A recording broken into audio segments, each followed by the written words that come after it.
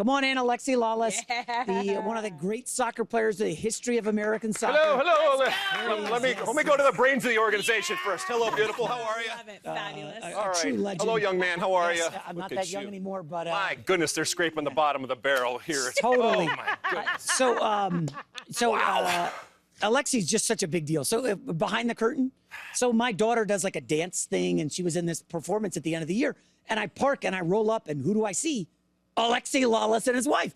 And you should see when he walks into a building, how many people are like, oh my, that's a soccer legend. That guy Alexi owes me Lalas. money. Yeah. And also, he's going after a certain U.S. soccer star for sitting out a big upcoming tournament. I'll let you take it away because you said it great on your podcast. Well, listen, we are, for all intents and purposes, we're a year away from what I think is going to be the biggest soccer summer ever from a United States perspective, the World Cup in 2026. This summer, we have the Gold Cup, which, by the way, you can see on Fox. We'll be bringing that to you. Christian Pulisic, who is, not arguably, I think he is our biggest star and absolutely is a in-pen starter for this U.S. men's national team, has decided that he needs to rest. Now, look, athletes, I get it. At times you need to rest. The problem is that, way back before you guys were born, if I had thought about what the summer of 25 would look like relative to the summer of 26 when we're going to host the World Cup, I don't think that I would have envisioned the negativity and the cynicism, and this is probably the worst part, the apathy relative to this team, given their recent failures and given the worry about what's going to happen next summer. And so, look, Christian Pulisic is going to be fine. He'll get his rest, and I think he'll star next summer. But this was an unnecessary own goal in that this was a summer where you had the opportunity through the Gold Cup to come in, do well, and kind of regain some of that momentum and that belief that I think is necessary and is missing right now, and not just the soccer public, but the greater public, that we need to cultivate over the next year to have the best damn World Cup ever on the field and off the field, by the way. I'm just curious, do you think internally USA Soccer, when they heard that, there were like alarm bells going off? Like, guys, come on, why isn't he, like load management? Yeah. Oh, load management is such a load of crap. What is he, 26 years old? Look, and I know I try not to grumpy old man things. I recognize that I played in a different time, but I cannot fathom or understand or relate to ever saying no to my country when they call me. And I don't think that this is a generational type of thing, because I see plenty of other players that play every single game for their country and would move heaven and earth to get on that plane to go wherever it is. Not for nothing, but Messi plays a lot of games. So I think it's concerning. I think it was weak, like I said.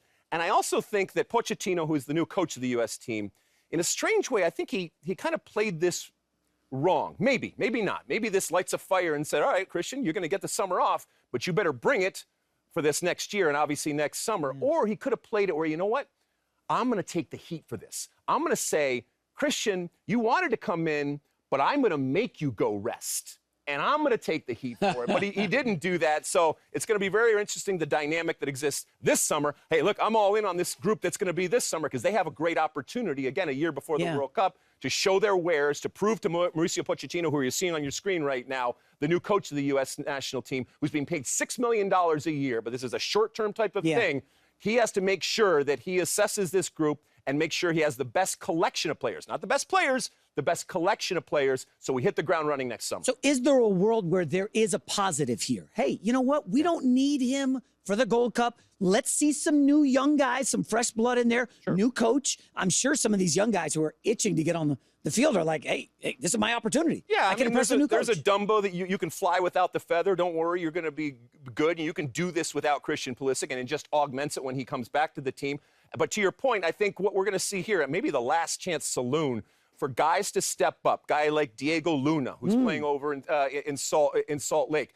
Young guys like Sebastian Berhalter. Yes, you might recognize that name because he's the son of previous coach Greg Berhalter, who got fired, who Mauricio Pochettino took his position. But he's playing really well up in Vancouver. I think this is an opportunity for them to step up and say, you know what?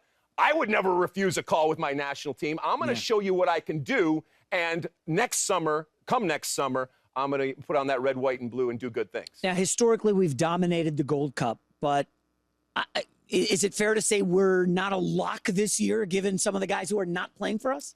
Well, we have gone to Gold Cups in the past with what would not be considered our A team and still won it. Right. So, yes, this is, if we were to win the Gold Cup this summer, and again, the Gold Cup is just relative to our region. Yeah. So North America and the Caribbean. So, you have your usual suspects in terms of Mexico, Canada, which is doing a really good job right now. But usually we are, winning it or going to the final. And I would expect nothing less in terms of this group. Now, you get a pat on the back, well done, and a feel-good type of moment, but obviously you have greater aspirations, and it gets much, much more difficult to win an actual World Cup. But you know what? You play the tournament in front of you, and if we've won it so many times in the past, fine. This group, go out there and prove to everybody that you are worthy of our time, because that's what people want to see. Yeah. People are forgiving, I think, especially when it comes to the soccer world. They want to see a team that they can sink their teeth into and believe in, that represents what I feel is the greatest country in the world, both on and off the field, in the way that they play, in what they give. And you can, it's like the Supreme Court definition of obscenity, right? I can't tell you what it is, but I know it when I see it. Well, we know it when we see it on the field for the U.S. men's national team, and unfortunately, we haven't seen it enough. Now, you and Stu Holden had a pretty good debate about Pulisic, and I feel like he should be out there. And I don't want to get you to say something you don't want to, but in a way, he's kind of letting us down, not playing. Like, Fox obviously would love him to play. Yeah. I mean, is he letting us down? Only because of the moment. Again, players can take time off, and I don't get it, to be quite honest. Okay, I don't get it. I don't know if he's letting us down, but I think he is putting actually more pressure on himself going forward. Maybe that's not necessarily a bad thing. And again, I just think it sends the wrong message at the wrong time.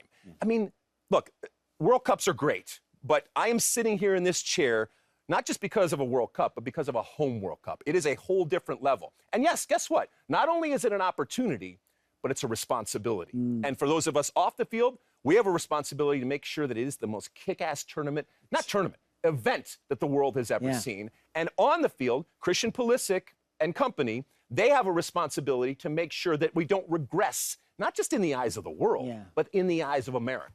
So realistic, last one on the U.S., realistic for 2026.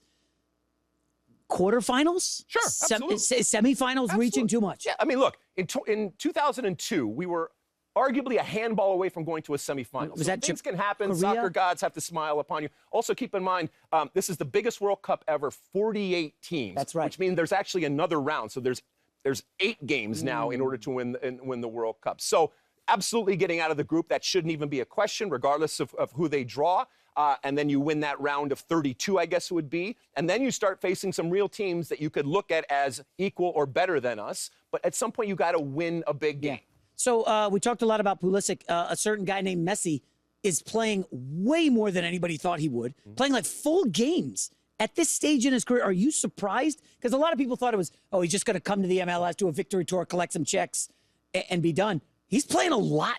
I'm personally shocked. I mean, what he's doing for soccer, obviously for Major League Soccer and for Inter Miami and that brand down there is exactly what he is being paid. A lot of money for. A lot, yeah. But that he is doing it at that level, that's a pretty cool thing to see. Now, we're about to do the Nations League, by the way, coming up on FS1 today. Yeah. Cristiano Ronaldo and company playing with Portugal against Germany. So, Cristiano Ronaldo, but Cristiano's 40, but it was always been kind of about his physique and his physical abilities, as opposed to Messi, who you see him walking down the street. If you don't know anything about soccer, you're like, I don't know. There does not go the greatest, potentially greatest player ever to play the game. But it's wonderful what he's doing for a club and country.